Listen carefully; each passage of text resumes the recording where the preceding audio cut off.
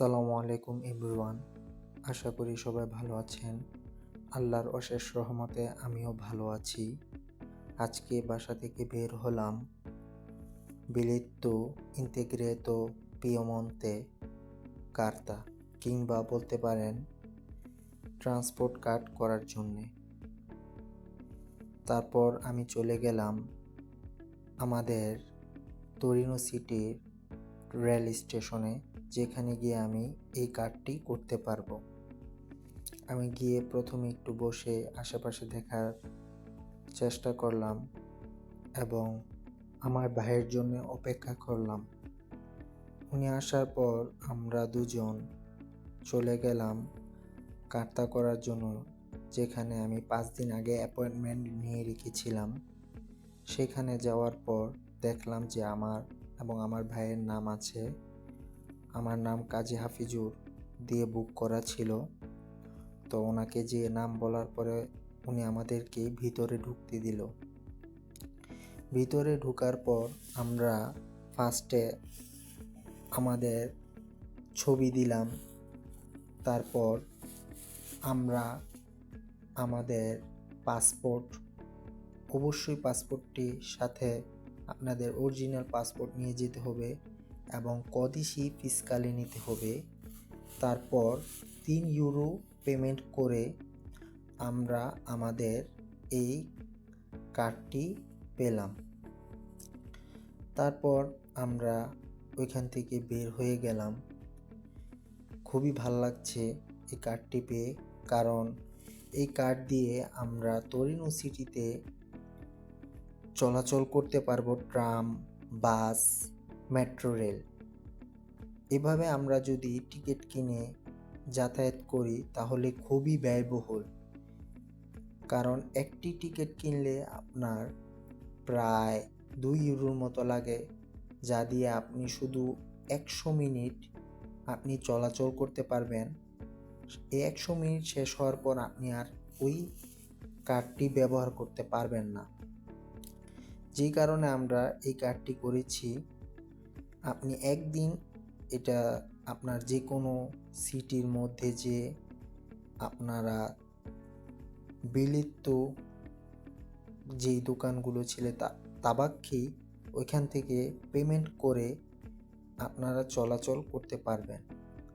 Monthly 38 euro আপনারা যদি এর মধ্যে ভরেন কিংবা পেমেন্ট করেন, তাহলে আপনারা পুরা মান্থ কিংবা পুরা মাসে আপনারা ট্রাম, বাস, মেট্রো রেল দিয়ে ফ্রি চলাচল করতে পারবেন। তারপর আমি কার্ডটি করার পর বাইরে বের হয়ে গেলাম এবং আশেপাশে দেখতে থাকলাম। আমার বোন কল দিয়েছিল, বলছিল যে তুমি ওইখানেই থাকো, আমি তোমার আসতেছি, তো তোমার ভাগিনাকে নিয়ে তুমি একটু পার্কে খেলাধুলা করো এবং আমি আমার কাজ শেষ করব। আমি আমার বোনের জন্যে অপেক্ষা করতে থাকলাম যে কখন আমার বোন আসবে। বলেছিল প্রায় আধা ঘন্টার মতো সময় লাগবে। তো আমি রেল স্টেশনের আশেপাশে একটু ঘুরতে থাকি এবং ভিডিও ক্যাপচার করতে থাকি।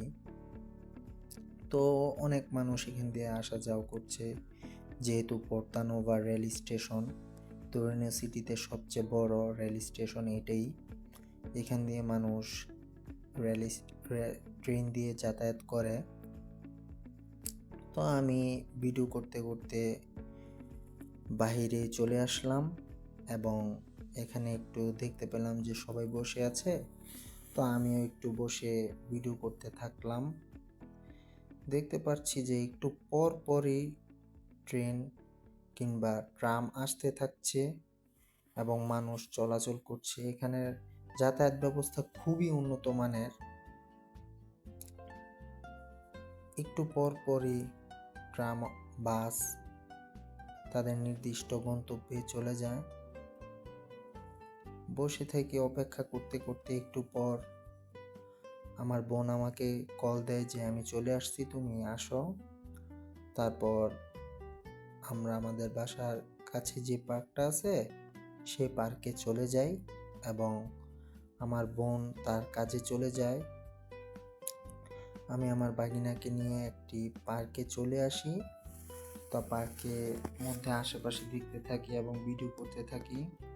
তো একটা জিনিস আমার কাছে খুবই অবাক লাগে যে পার্কের মধ্যে আপনার অবিরাম ধারায় একটি অটোমেটিক কল দিয়ে পানি পড়তে থাকে।